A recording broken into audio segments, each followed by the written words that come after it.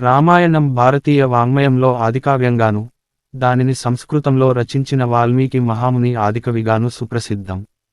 సాహిత్య చరిత్ర ప్రకారం రామాయణ కావ్యం వేదకాలం తర్వాత, అనగా సుమారు క్రీస్తు పూర్వం 1500లో దేవనాగరి భాష అనబడిన సంస్కృతం భాషలో రచించబడింది. రామాయణం కావ్యంలోని కథ త్రేతాయుగం కాలంలో జరిగినట్లు వాల్మీకి పేర్కొన్నాడు.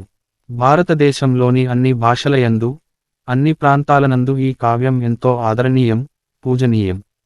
Indonesia, Thailand, Cambodia, Malaysia, Vietnam, Laos దేశాలలో కూడా రామాయణ గాథ ప్రచారంలో ఉంది.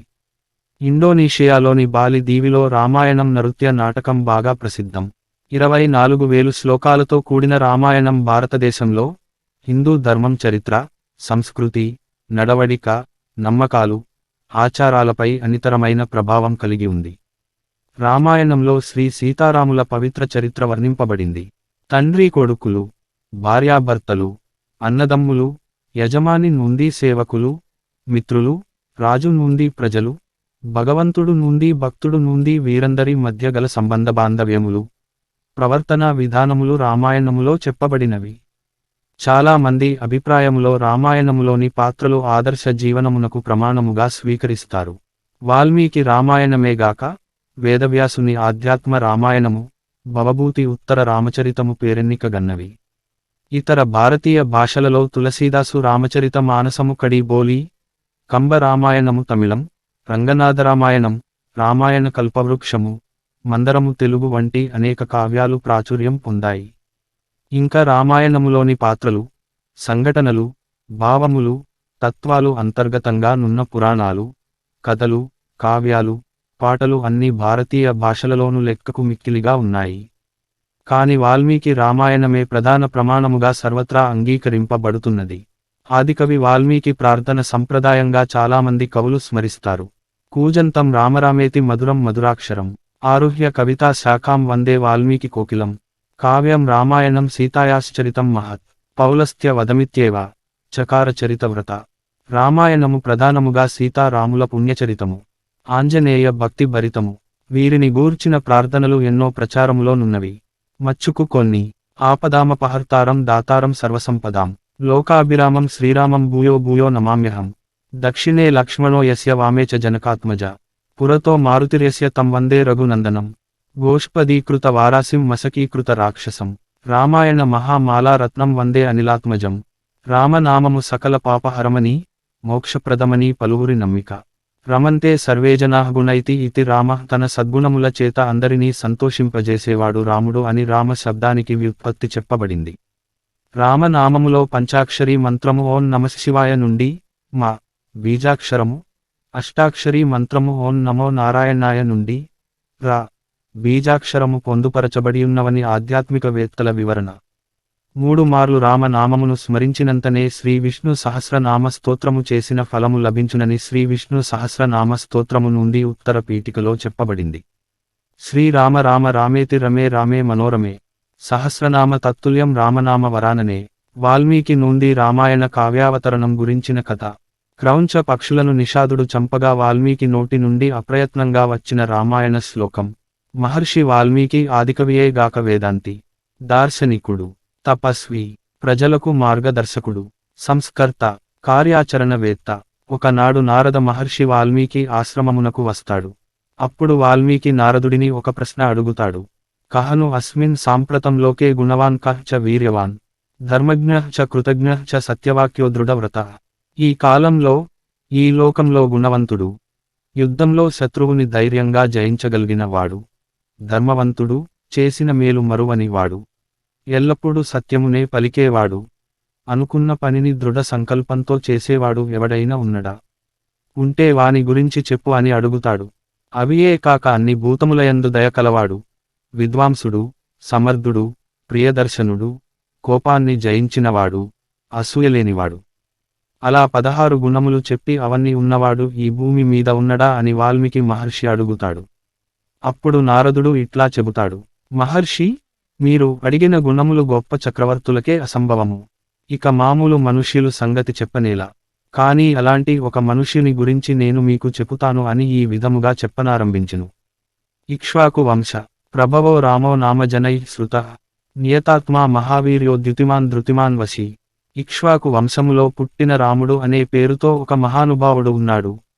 ఆయన అపారమైన శక్తి కలవాడు, సంకల్పశక్తి కలవాడు, ఇంద్రియములను జయించినవాడు, అన్ని విద్యలు తెలిసినవాడు, ఐశ్వర్యవంతుడు, శత్రువుని నిగ్రహించగలిగిన వాడు, ఈ ప్రపంచాన్ని అంతటిని పోషించగలిగిన వాడు, సముద్రమంత గాంభీర్యం ఉన్నవాడు, హిమవత్ పర్వతమంత ధైర్యం ఉన్నవాడు, సాక్షాత్ శ్రీ మహావిష్ణువయ అని సంక్షేప రామాయణాన్ని నారదుడు చెప్పనారంభించెను.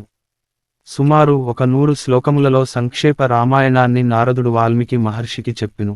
అప్పుడు వాల్మీకి మహర్షి అమితానందభరితుడయ్యెను. పటిక బెల్లం తిన్నవాని నోటికి తీపి ఎలా నిలిచి ఉంటుందో అలా ఆయన హృదయమంత రామాయణం నిండిపోయెను. ఆ మరునాడు ఆయన తన శిష్యుడు భరద్వాజునితో తమసా నదీ తీరమున వెళ్ళుచుండగా ఒక వేటగాడు క్రౌంచ పక్షుల జంటలో మగ పక్షిని బాణముతో కొట్టెను. అప్పుడది విలవిలలాడుచు అసువులు వీడెను. ఆ దృశ్యమును జూచి వాల్మీకి ముని హృదయము ద్రవించెను, మనస్సు ఆర్ద్రమయ్యెను. శోకాకులుడైన ఆయన నోట ఈ మాటలు వెలువడెను. మానిషాద ప్రతిష్టాం త్వమగమ శాశ్వతీ సమా యత్క్రౌంచ మిథునాదేకం అవధీ కామమోహితం. ఓరీ కిరాతకుడా, క్రౌంచ దంపతులలో కామమోహితమగు ఒకదానిని చంపి నీవు శాశ్వతమగు అపకీర్తిని పొందితివి. శోక పరితప్త హృదయముతో ఆయన ఉచ్చరించిన ఈ మాటలు ఛందోబద్ధముగానున్న మొదటి శ్లోకమని, అది రామాయణం వినుట వలన తటస్థించనని సంస్కృత సాహిత్య చరిత్రలో నమ్మకము. అప్పుడు బ్రహ్మదేవుడు వాల్మీకికి ఆ శ్లోక విశిష్టతను తెలిపి శ్రీరామచరిత్రను కావ్య రూపమున రచింపుమని ప్రేరేపించెను. లోకములయందు పర్వతములు, నదులు ఉన్నంత కాలము ఆ రామాయణ కావ్యము ప్రకాశించునని దీవించెను. యావత్ స్థాస్యంతి గిరయ సరితశ్చ మహీతలే తావత్ రామాయణ కథా లోకేషు ప్రచరిష్యతి. రామాయణ మహాకావ్యం శతకోటి ప్రవిస్తరం ఏకైకమక్షరం ప్రోక్తం పుంసాం మహాపాతక నాశనం. రామ లక్ష్మణ భరత శత్రుఘ్నులు జననము వివరించాము. కావ్య విభాగాలు, సంక్షిప్త కథ. రామాయణ మహాకావ్యము 7 కాండములు భాగములుగా విభజింపబడింది. వాస్తవానికి వాల్మీకి రాసిన రామాయణంలోనివి 6 కాండలు, మొత్తం 24,000 శ్లోకములు శతకోటి అక్షరములని కూడా చెబుతారు. 7వ కాండము అయిన ఉత్తర కాండము వాల్మీకి రచన కాదంటారు. కాండము అనగా చెరకుగడ కనుపు అని అర్థము. రామాయణ కథనము చెరకు వలె మధురమైనది గనుక ఈ పేరు సమంజసమని పండితులు వివరిస్తారు. ఒక్కొక్క కాండములోనూ ఉపభాగములు సర్గలు. బాలకాండ 77 సర్గలు. కథా ప్రారంభము, రాముని జననము, బాల్యము, విశ్వామిత్రునితో ప్రయాణము, యాగపరిరక్షణ, సీతా స్వయంవరము, సీతారామ కళ్యాణము. అయోధ్యకాండ 119 సర్గలు. కైకేయి కోరిక, దశరథుని దుఃఖము, సీతారామ లక్ష్మణుల వనవాస వ్రతారంభము. అరణ్యకాండ 75 సర్గలు. వనవాస కాలము, మునిజన సందర్శనము, రాక్షస సంహారము, శూర్పణఖ భంగము, సీతాపహరణము. కిష్కింద కాండ 67 సర్గలు.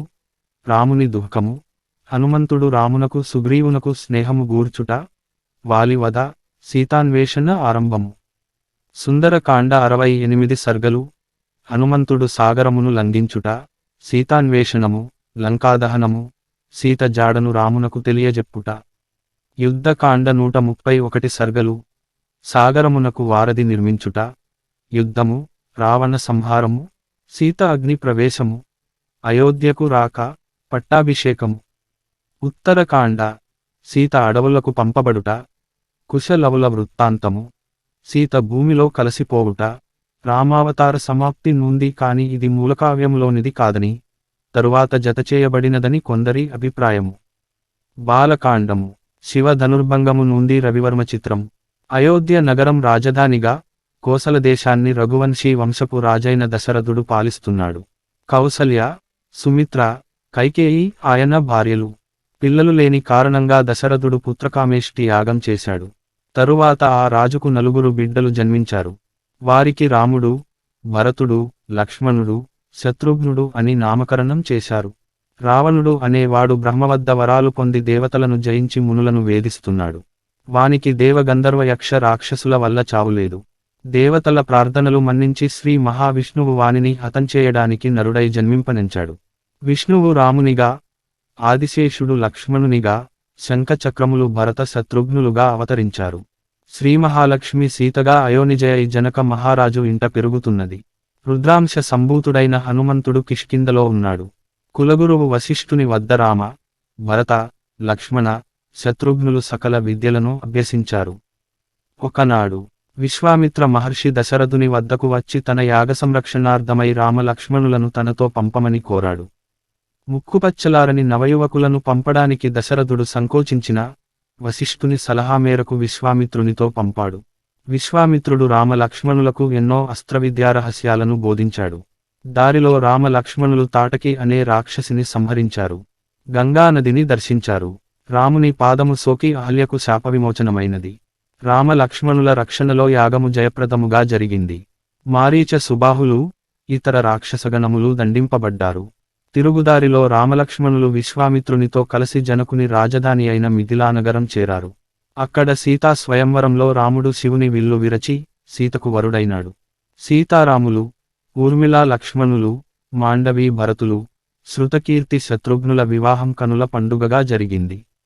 తిరుగుదారిలో రాముని ఎదిరించిన పరశురామునకు తాము ఇద్దరూ విష్ణుస్వరూపులే అని తెలిసింది. మహావైభవముగా నలుగురు జంటలు అయోధ్యకు తిరిగి వచ్చారు. అయోధ్యలో పాలన నిత్యకల్యాణముగా సాగుతున్నది. అయోధ్యాకాండము. సరయు నది దాటుతున్న రాముడు. దశరథుడు రాజ్యభారాన్ని పెద్దకొడుకైన రామునకప్పగింపవలెనని సంకల్పించాడు.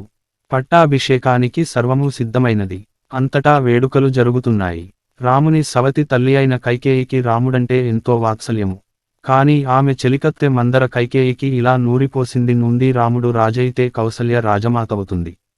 నీ స్థానం బలహీనపడుతుంది. కనుక భరతుని రాజుగా చేసి రాముని దూరంగా పంపే మార్గం ఆలోచించు. ఈ మాటలు కైకేయి వంటబట్టాయి. అంతకు పూర్వము దశరథుడు ఆమెకు 2 కోరికలు ప్రసాదించాడు. వాటిని గుర్తు చేస్తూ ఆమె దశరథుని 2 కోరికలు కోరింది నుండి 1 భరతుని పట్టాభిషేకము, 2 రామునకు 14 ఏండ్ల వనవాసము. దశరథునకు ఎటూ పాలుపోలేదు. దుఃఖంతో కృంగిపోయాడు. కాని రాముడు తండ్రి మాట నిలబెట్టడానికి కృతనిశ్చయుడై ఉన్నాడు. రామునితోబాటు ఆత్మయైన సీత, నీడయైన లక్ష్మణుడు వనవాసానికి బయలుదేరారు. అయోధ్య పురవాసులంతా విలపించారు. అందరి వద్ద సెలవు తీసుకొని సీతారామలక్ష్మణులు సకల సౌఖ్యాలు వర్జించి నారదుస్తులు ధరించి వనవాస దీక్షకు సిద్ధమైనారు. దారిలో గుహుడనే నిషాదరాజు వారిని గంగానది దాటించాడు. అక్కడ దశరథుడు రామునికై విలపిస్తూ స్వర్గతుడైనాడు. మేనమామల ఇంటి నుండి అయోధ్యకు వచ్చిన భరతుడు తల్లి చేసిన పనికి మండిపడ్డాడు. ఆమె ముఖం చూడడానికి, తన ముఖం ఇతరులకు చూపడానికి అతని మనసొప్పలేదు. సైన్యంతో అడవికి వెళ్లి నుండి నీకు చెందవలసిన రాజ్యం నా వంటి అల్పుడు పాలించలేడు. నా తల్లి తప్పును మన్నించి అయోధ్యకు తిరిగివచ్చి మమ్మలనందరినీ ఏలుకో అని ప్రార్థించాడు. తండ్రి మరణవార్త విన్న రాముడు దుఃఖించాడు. కాని తండ్రి మాట నిలబెట్టడం మన కర్తవ్యం. వనవాస దీక్ష ముగియవలసిందే అని నిశ్చయించాడు. అప్పుడు భరతుడు నుండి 14 సంవత్సరాల తరువాత నీవు అయోధ్యకు రావడం ఒక్కరోజు ఆలస్యమైనా నేను ప్రాణాలు త్యజిస్తాను. అంతవరకు నీ పాదుకలను సింహాసనంపై ఉంచి మృత్యునిగా నేను రాజ్యపాలన నిర్వహిస్తాను అని అయోధ్యకు తిరిగి వెళ్ళాడు. సీతారామ లక్ష్మణులు మందాకిని తీరాన చిత్రకూటం అనే సుందర ప్రదేశంలో ఒక పర్ణశాలను నిర్మించుకొని జపతపాది కార్యములు నిర్వహిస్తూ కాలం గడుపుతున్నారు. వారు అత్రి మహాముని ఆశ్రమాన్ని దర్శించినప్పుడు సీతమ్మవారు అనసూయ ఉపదేశములు, ఆశీర్వచనములు గ్రహించింది. అరణ్యకాండ. పర్ణశాలలో సీతారామలక్ష్మణుల జీవనం. శాపవశమున విరాధుడనే రాక్షసుడైన తుంబురుడు రామలక్ష్మణుల చేత శాప విమోచనం పొందాడు. తరువాత సీతారామలక్ష్మణులు సుతీక్ష్ణుడు, అగస్త్యుడు వంటి మహర్షుల ఆశ్రమాలను దర్శించి పిదప గోదావరి తీరాన పంచవటి వద్ద పర్ణశాలను నిర్మించుకుని అక్కడ నివసింపసాగారు. అక్కడికి శూర్పణఖ అనే కామరూపి అయిన రాక్షసి వచ్చి రామ లక్ష్మణులను మోహించి సీతను తినివేయడానికి సన్నద్ధమైనది. లక్ష్మణుడు ఆమె ముక్కు చెవులు కోసి పంపాడు. రోదిస్తున్న శూర్పణఖ కసి తీరడానికి ఆమె సోదరులైన కరదూషణులనే రాక్షసులు 14,000 మంది రాక్షసులతో రామునిపై దండెత్తారు. రాముడొకడే వారందరినీ హతం చేశాడు. శూర్పణఖ వెళ్లి రావణునితో మొరపెట్టుకుంది. కసితో రావణుడు మారీచుడిని మాయలేడి రూపంలో పంపి రామ లక్ష్మణులను దూరంగా వెళ్లేలా చేసి తాను సీతను ఎత్తుకుపోయాడు. అడ్డు వచ్చిన జటాయువు రెక్కలు తెగనరికాడు. సీత కనిపించక హతాశులైన రామలక్ష్మణులు ఆమెను వెతుకనారంభించారు. కొనవూపిరితోనున్న జటాయువు వారికి సీతాపహరణం గురించి తెలిపి రాముని చేతిలో కన్నుమూశాడు. దుఃఖంతో సీతను వెతుకుతున్న రామలక్ష్మణులకు కబంధుడనే రాక్షసుడు ఎదురయ్యాడు. వాడు శాపవిమోచనం పొందుతూ సుగ్రీవునితో మైత్రి చేసుకోమని చెప్పాడు. ఆపై రామలక్ష్మణులు మతంగముని ఆశ్రమంలో వారి కోసం ఎదురు చూస్తున్న శబరి ఆతిథ్యం స్వీకరించి ఋష్యమూక పర్వతానికి బయలుదేరారు. కిష్కింధకాండము. సుగ్రీవుడు వానరరాజు అన్నయ్యైన వాలితో దురదృష్టవశాత్తు విరోధము సంభవించగా సుగ్రీవుడు హనుమదాది అనుచరులతోడుగా ఋష్యమూక పర్వతంపై ప్రాణభయంతో కాలం గడుపుతున్నాడు. హనుమంతుడు రామలక్ష్మణులను కలసి సుగ్రీవుని వద్దకు తోడుకొని వెళ్ళాడు. రాముడు, సుగ్రీవుడు అగ్నిసాక్షిగా మిత్రులయ్యారు. వాలిని వధించి రాముడు సుగ్రీవునకు వానర రాజ్యం కట్టబెట్టాడు. తరువాత సుగ్రీవుడు వానరులను నలుదిక్కులకు సీతాన్వేషణ నిమిత్తమై పంపాడు. అలా దక్షిణ దిశకు వెళ్లిన వారిలో అంగదుని నాయకత్వంలో హనుమంతుడు, జాంబవంతుడు, నీలుడు, మైందుడు, ద్వివిధుడు, సుషేనుడు వంటి మహావీరులున్నారు. వారు అంతా కలయజూస్తూ అనేక అవాంతరాలను అధిగమించి స్వయంప్రభ అనే యోగిని సాయంతో దక్షిణ సముద్ర తీరానికి చేరుకొన్నారు. ఆపై దిక్కు తోచకవారు శోకంలో మునిగిపోయిన వారికి జటాయువు సోదరుడైన సంపాతి కనిపించి రావణుడు సీతను అపహరించి లంకలో దాచాడని చెప్పాడు. ఇక 100 యోజనాల విస్తీర్ణమున్న సముద్రాన్ని దాటి లంకకెలా వెళ్లాలో తెలియక వానరులు తర్జన భర్జనలు పడసాగారు. అప్పుడు జాంబవంతుడు ఈ కార్యానికి హనుమంతుడే సమర్థుడని, హనుమకు అసాధ్యమైన పని లేదని ధైర్యం చెప్పాడు. తన శక్తి తెలిసికొన్న హనుమంతుడు మహాతేజంతో ప్రకాశించాడు. సుందరకాండ. లంక నుండి తిరిగి వస్తున్న హనుమంతుడు సన్నద్ధుడై దేవతలకు మ్రొక్కి మహేంద్రగిరిపై నుండి లంఘించాడు. దారిలో మైనాకుని ఆతిథ్యాన్ని వినయంతో తిరస్కరించి సురస అనే నాగమాత పరీక్షను దాటి సింహిక అనే ఛాయాగ్రాహక రాక్షసిని సంహరించి రామబాణములా లంకలో వ్రాలాడు. చీకటి పడిన తరువాత లంకిణిని దండించి మయుని అపూర్వ సృష్టి అయిన లంకలో ప్రవేశించి సీతను వెదుకసాగాడు. చిన్న శరీరము ధరించి హనుమంతుడు రావణుని మందిరములోనూ, పానశాలలోనూ, పుష్పక విమానములోనూ అన్నిచోట్లా సీతను వెదకినాడు. నిద్రించుచున్న స్త్రీలలో మండోదరిని చూచి సీత అని భ్రమించాడు. మరల తప్పు తెలుసుకొని అన్వేషణ కొనసాగించాడు. సీతమ్మ జాడ కానక చింతించాడు. ఏమి చేయాలో తోచలేదు. ఊరకే వెనుకకు మరలి అందరినీ నిరాశపరచడానికి సిద్ధపడలేక ఆత్మహత్యకు కూడా ఉపక్రమించబోతుండగా అశోకవనం కనిపిస్తుంది.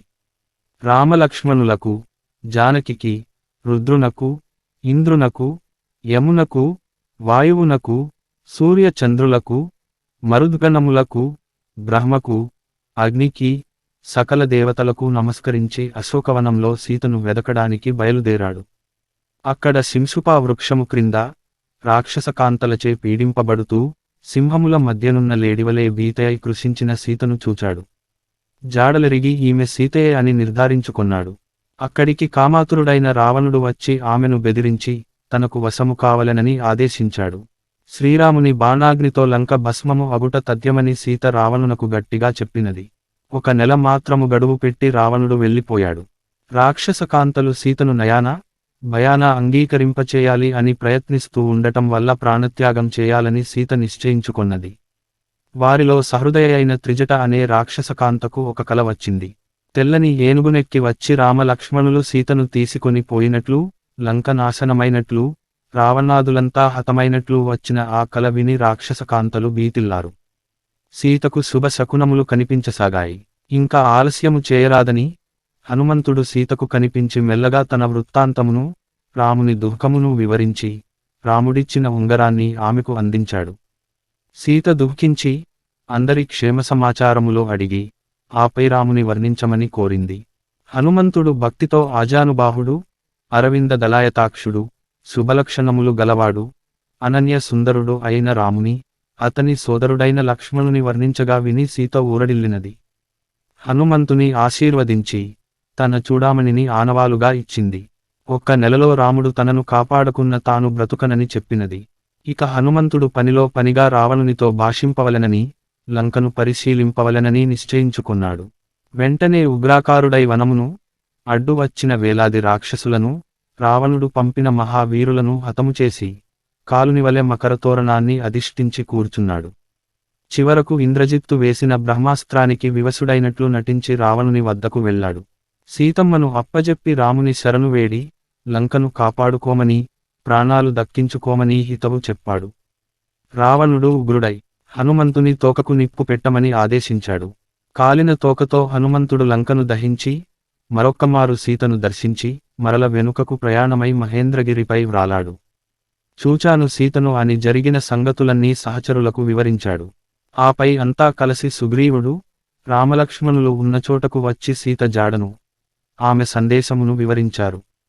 ఆపై చేయవలసినది ఆలోచించమని కోరారు. యుద్ధకాండ. లంకకు దారి ఇవ్వవలసిందిగా సముద్రునిపై కోపిస్తున్న రాముడు. హనుమంతుడు చేసిన మహోపకారానికి రాముడు ఇంతటి క్లిష్టకార్యమును మరెవ్వరూ సాధింపలేరు. మా అందరి ప్రాణములను నిలిపిన ఆప్తుడవు నీవు. నీవంటి దూత మరొకరు లేరు. గాఢాలింగనము కంటే నీకు నేనేమి బహుమానము ఇవ్వగలను అని హనుమను కౌగిలించుకొనెను. తరువాత అందరూ తర్కించి యుద్ధమునకు నిశ్చయించారు. సరైన సమయము చూసి నీలుని నాయకత్వములో బ్రహ్మాండమైన కపిసేన దక్షిణమునకు పయనమై సాగరతీరము చేరుకొన్నది. అక్కడ లంకలో రావణుడు యుద్ధము విషయమై తనవారితో చర్చింపసాగాడు. అతని తమ్ముడైన విభీషణుడు రావణునితో విభేదించి సాగరము దాటి రాముని శరణు జొచ్చెను. కానున్న లంకాధిపతివని రాముడు విభీషణునకు ఆశ్రయమిచ్చి కానున్న లంకాధిపతిగా సాగరజలాలతో అభిషిక్తుని చేయించెను. ఇక సాగరమును దాటుటకు అద్భుతమైన వారధి నిర్మాణము విశ్వకర్మ కొడుకైన నలుని పర్యవేక్షణలో ప్రారంభమైనది. 5 దినములలో 100 యోజనముల పొడవు 10 యోజనముల వెడల్పు గల వారధి పూర్తికాగా వానర భల్లూకసేనల రామలక్ష్మణులు వారధి దాటి లంకను చేరారు. నీలుని నాయకత్వంలో ఆ సేన మరో సాగరంలా ఉండి రామకార్యానికి సన్నద్ధమై ఉంది. రావణుని చారుల వల్ల తెలిసిన సమాచారం ప్రకారం వానరసేన రామలక్ష్మణులు అజేయులు అసమానులు కనుక యుద్ధం వినాశనహేతువని కొందరు ఎరుగనిది. ముఖ్యంగా ప్రహస్తుడు ఇంద్రజిత్తు నికుంభుడు నుండి వీరిలో ఎవరైనా తప్పక రామలక్ష్మణులను కడతేర్చగలరని కనుక ఇక ఇంద్రుని వజ్రాయుధాన్ని గడ్డిపోచలా తలిచే కుంభకర్ణుడు తను యుద్ధానికి రావలసిన అవసరమే రాదని రావణుడి విశ్వాసం. వానర సైనికులతో పోరాడుతున్న అతికాయుడు ఇరు పక్షాలవారు వ్యూహాలు సన్నద్ధం చేసుకొన్నారు. చిట్టచివరి ప్రయత్నంగా రాముడు పనిచిన అంగదరాయ భారం విఫలమైనది. జయత్యతి బలో రామో లక్ష్మణశ్చ మహాబల రాజా జయతి సుగ్రీవో రాఘవేనాభిపాలిత అంటూ వానరసేన లంకను ముట్టడించింది. మహాయుద్ధంతో బునభోంతరాళాలు కంపిస్తున్నాయి. వానరుల చేతిలో రాక్షసవీరులు భంగపడ్డారు. దానితో ఇంద్రజిత్తు మాయాయుద్ధమారంభించి నాగాస్త్రంతో రామలక్ష్మణులను వివసులను చేసి శత్రుసైన్యాన్ని భయకంపితులను చేశాడు. అంతా విషణ్ణులైన సమయానికి గరుత్మంతుడు మహాప్రభంజనంలా వచ్చి వారిని నాగబంధాల నుండి విముక్తులను చేశాడు. మరునాడు హనుమంతుని చేత ధూమ్రాక్షుడు అంగదుని చేత వజ్రదంష్ట్రుడు నీలుని చేత ప్రహస్తుడు హతులయ్యారు. రావణుడు స్వయంగా మహావీరులైన రాక్షసగణాలను వెంటబెట్టుకుని యుద్ధానికి వెడలాడు. అప్పుడు జరిగిన భీకర సంగ్రామంలో రావణుని కిరీటము నేలబడింది. ధనుస్సు చేజారింది. విశ్రాంతి తీసుకొని మరునాడు యుద్ధానికి రమ్మని రాముడు రావణుని పంపేశాడు. అవమాన భారంతో కృంగిన రావణుడు తన సోదరుడైన కుంభకర్ణుని నిదురలేపి యుద్ధానికి పంపాడు.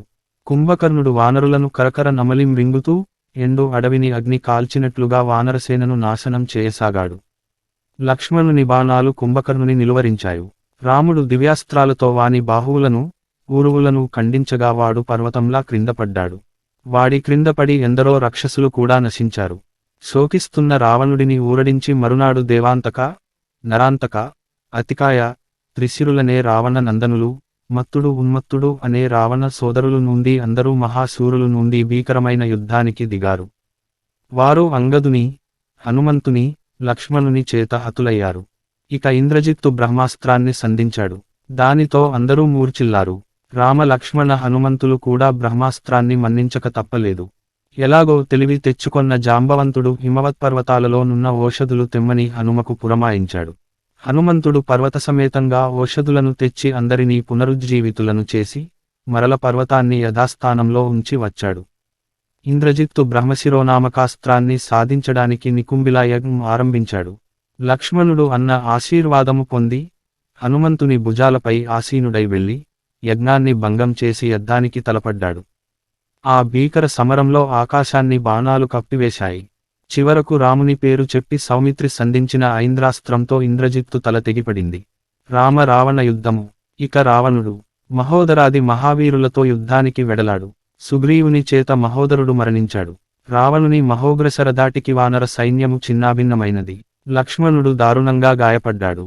అప్పుడు రాముడు తనవారిన ఉద్దేశించి నుండి మీరు సౌమిత్రిని రక్షిస్తూ యుద్ధం చూస్తూ ఉండండి. నేను రాముడంటే ఏమిటో చూపిస్తాను. రావణ సంహారం చేసి వస్తాను అన్నాడు. రావణ సంగ్రామం ప్రళయకాలాగ్నివలే చెలరేగినది.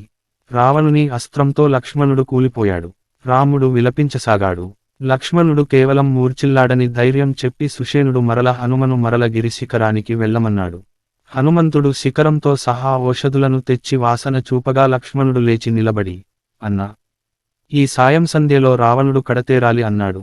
రామునకు సహాయంగా ఇంద్రుడు మాతలిని సారథిగా పంపాడు. యుద్ధ పరిశ్రాంతుడై ఉన్న రామునకు అగస్త్యుడు ఆదిత్య హృదయమును ఉపదేశించాడు. రాముడు దానిని 3 మార్లు జపించాడు. రాముడు, రావణుడు శరవర్షాన్ని కురిపింపసాగారు. రామరావణ యుద్ధం రామరావణ యోరివ నుండి వారి యుద్ధానికి మరొకటి పోలిక లేదు నుండి అని దేవగణాలు ఘోషిస్తున్నాయి. రావణుని తలలు తెగి పడుతున్నా మరల మొలుస్తూనే ఉన్నాయి. రామ, ఇలా కాదు, బ్రహ్మాస్త్రాన్ని సంధించు అని మాతలి అన్నాడు.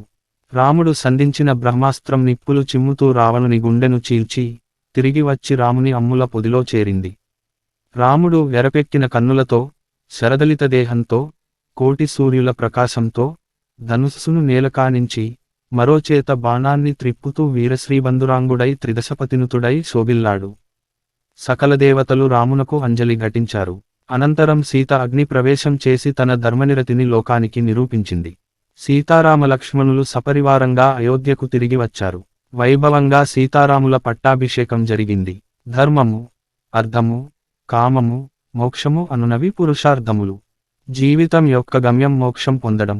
మోక్షాన్ని పొందడానికి ధర్మాన్ని ఆచరించాలి. ధర్మాన్ని ఆచరించుటకు అర్థమును, కామమును జయించాలి. ఏ పురుషుడైనా ఏకపత్నీవ్రతుడయ్యుండాలి. సత్యము చెప్పడం, మాటపై నిలబడటం. తండ్రి మాట జవదాటరాదు. లంక, నేటి శ్రీలంక రామాయణములో చెప్పిన లంక అని హిందువులు భావిస్తారు. శ్రీలంకలో రామాయణానికి సంబంధించిన చారిత్రక కథలు స్థలాలు కనిపిస్తాయి. 1. ఋషి పులస్తి రావణుని తాత విగ్రహము 2. విశ్రవాసముని రావణుని తండ్రి విగ్రహము 3.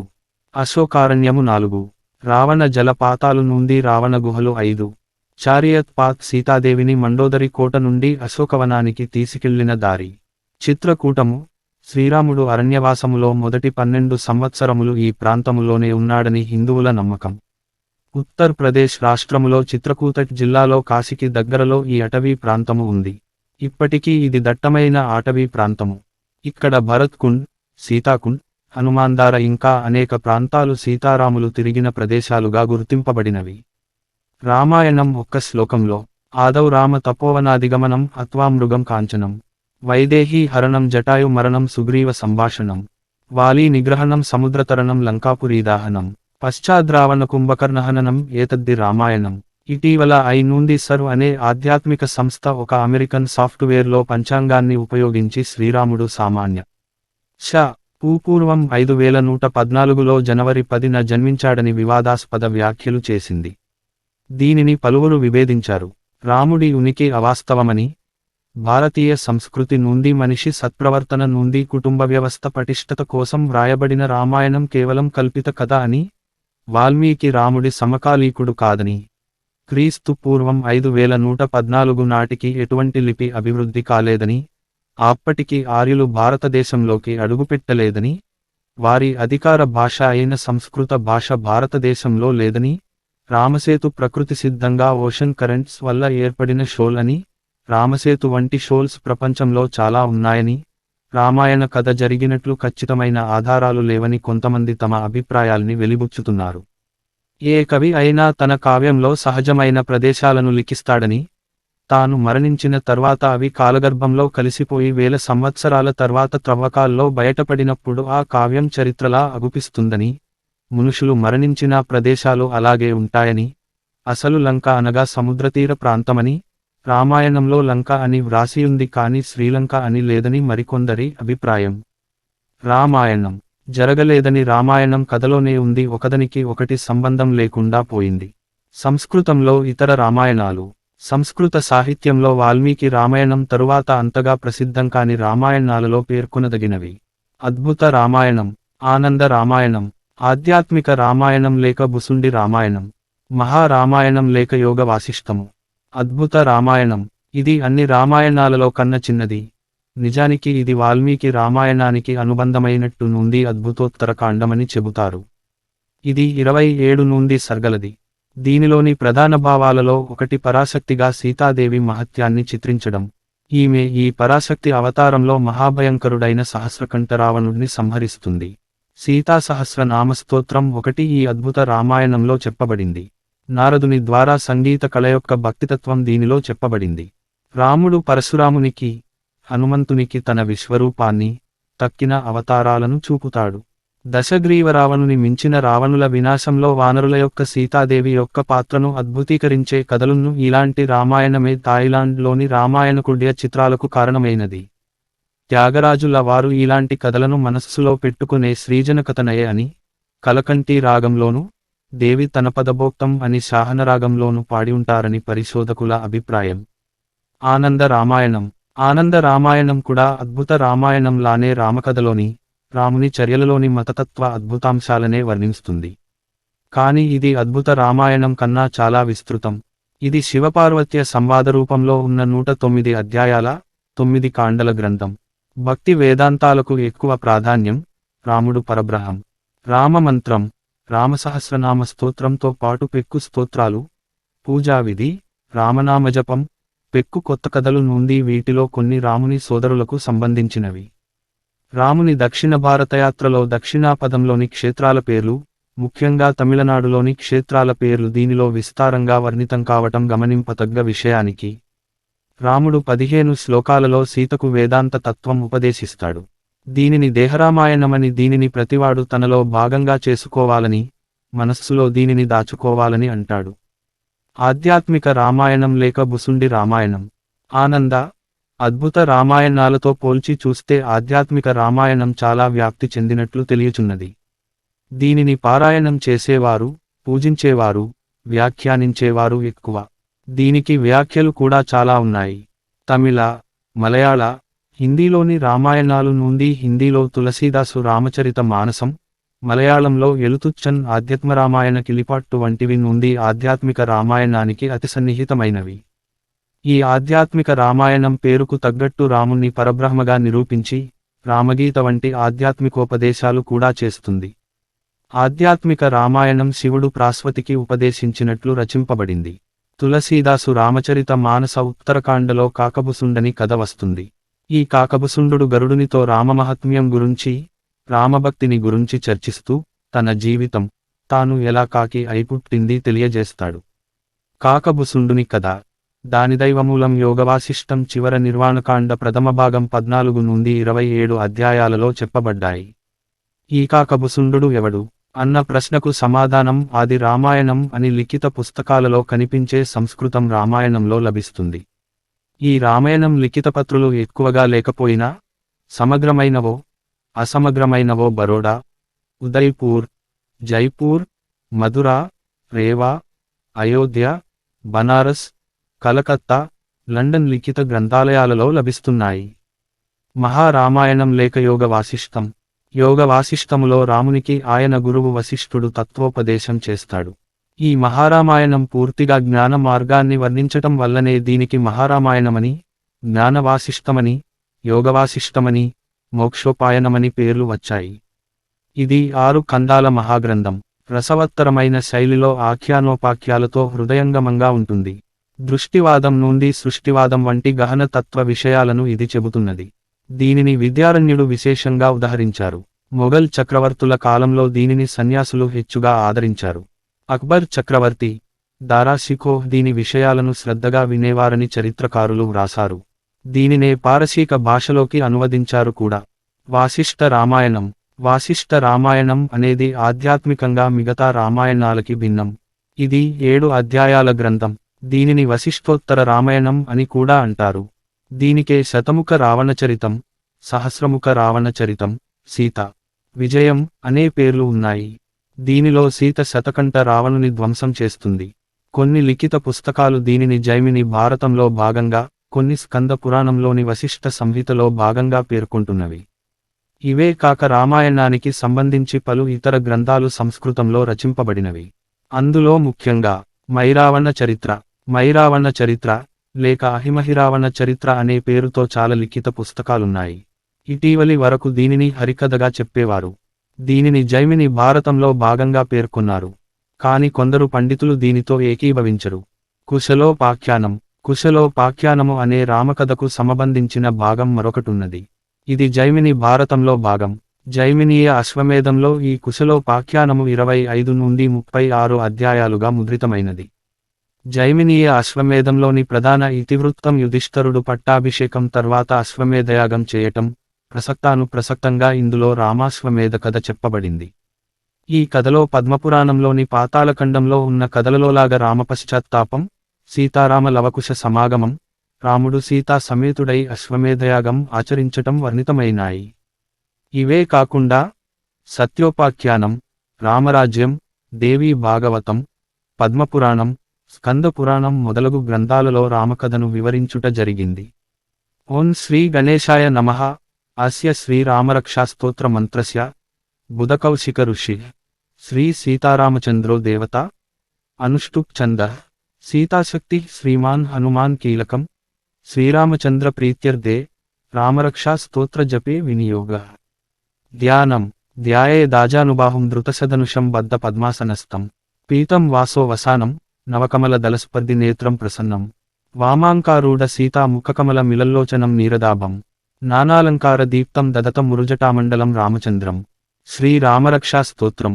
చరితం రఘునాథస్య శతకోటి ప్రవిస్తరం ఏకైకమక్షరం పుంసాం మహపాతక నాశనం ధ్యాత్వా నీలోత్పలశ్యామం రామం రాజీవలోచనం జానకీ లక్ష్మణోపేతం జటామకుట మండితం సా సితున ధనుర్బాణ పాణిం నక్తం చరాంతకం స్వలీలయా జగత్రాతు మావిర్భూతమజం విభుం రామరక్షాం పటేత్ ప్రాజ్ఞ పాపగ్నీం సర్వకామదాం శిరో మే రాఘవ పాతు ఫాలం దశరథాత్మజ కౌసల్యయో దృశౌ పాతు విశ్వామిత్ర ప్రియ శృతి ఘ్రాణం పాతు మఖత్రాతా ముఖం సౌమిత్రి వత్సల జిహ్వాం విద్యానిధి పాతు కంఠం భరత వందిత స్కందౌ దివ్యాయుధ పాతు భుజౌ భగ్నేశ కార్ముక కరౌ సీతాపతి పాతు హృదయం జామదగ్న్యజిత్ మద్యం పాతు కరధ్వంసీ నాభిం జాంబవదాశ్రయ సుగ్రీవేశ కటీ పాతు శక్తిని హనుమత్ ప్రభు ఊరు రఘూత్తమ పాతు రక్షః కుల వినాశకృత్ జానునీ సేతుకృత్ పాతు జంగే దశముఖాంతక పాదౌ విభీషణ శ్రీద పాతు రామోఖిలం వపు ఏతాం రామబలోపేతాం రక్షాం యః సుకృతి పటేత్ స చిరాయు సుఖీ పుత్రీ విజయీ వినయీ భవేత్ పాతాళ భూతల వ్యోమచారిణశ్చద్మచారిణ న ద్రష్టుమపి శక్తాస్తే రక్షితం రామనామభిః రామేతి రామభద్రేతి రామచంద్రేతి వా స్మరన్ నరో నలిప్యతే పాపైర్భుక్తిం ముక్తిం చ విందతి జగజ్జైత్రైక మంత్రేణ రామనామ్నాభిరక్షితం యః కంఠే ధారయేత్తస్య కరస్థాః సర్వసిద్ధయః వజ్రపంజర నామేదం యో రామకవచం స్మరేత్ అవ్యాహతాజ్ఞః సర్వత్ర లతే జయమంగళం ఆదిష్టవాన్ యదా స్వప్నే రామ రక్షామి మాం హరః తదా లిఖితవాన్ ప్రాతః ప్రబుద్ధో బుధకౌశికः ఆరామః కల్పవృక్షాణాం విరామస్సకలాపదాం అభిరామస్త్రిలోకానాం రామః శ్రీమాన్సనః ప్రభుః తరుణౌ రూపసంపన్నౌ సుకుమారౌ మహాబలౌ పుండరీక విశాలాక్షా చీరకృష్ణాజినాంబరౌ ఫలమూలసినౌ దాంతౌ తాపసౌ బ్రహ్మచారిణౌ పుత్రౌ దశారథస్యైతౌ భ్రాతరౌ రామలక్ష్మణౌ శరణ్యౌ సర్వసత్వానాం శ్రేష్టౌ సర్వధనుష్మతాం రక్షః కుల నిహంతారౌ త్రాయేతాం నో రఘోత్తమౌ ఆత్తసజ్యధనుషా విషుస్పృశావక్షయా సుగ నిషంగ సంగినౌ రక్షణాయ మమ రామలక్ష్మణావగ్రతః పతి సదైవ గచ్చతాం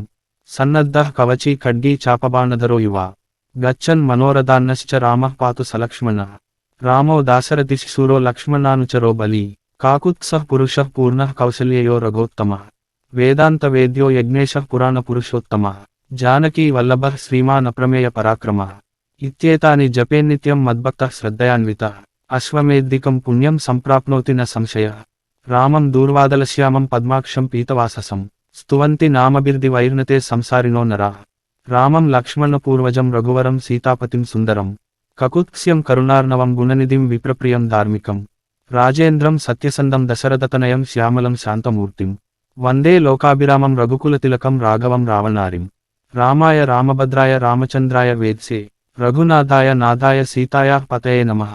శ్రీరామ రామ రఘునందన రామ రామ శ్రీరామ రామ భరతాగ్రజ రామ రామ శ్రీరామ రామ రణకర్కశ రామ రామ శ్రీరామ రామ శరణం భవ రామ రామ శ్రీరామచంద్ర చరణౌ మనసా స్మరామి శ్రీరామచంద్ర చరణౌ వచ సాగ్రనామి శ్రీరామచంద్ర చరణౌ శిరసా నమామి శ్రీరామచంద్ర చరణౌ శరణం ప్రపద్యే మాతా రామో మత్పితా రామచంద్ర స్వామి రామో మత్సఖా రామచంద్ర సర్వస్వం మే రామచంద్రో దయాళు రణాన్యం జానే నైవ జానే న జానే దక్షిణే లక్ష్మణో యస్య వామే చ జనకాత్మజ పురతో మారుతిర్యస్య తం వందే రఘునందనం లోకాభిరామం రణరంగధీరం రాజీవనేత్రం రఘువంశనాథం కారుణ్యరూపం కరుణాకరం తం శ్రీరామచంద్రం శరణం ప్రపద్యే మనోజవం మారుతతుల్య వేగం జితేంద్రియం బుద్ధిమతాం వరిష్టం వాతాత్మజం వానరయూత ముఖ్యం శ్రీరామదూతం శరణం ప్రపద్యే కూజంతం రామ రామేతి మధురం మధురాక్షరం ఆరుహ్య కవితా శాఖాం వందే వాల్మీకి కోకిలం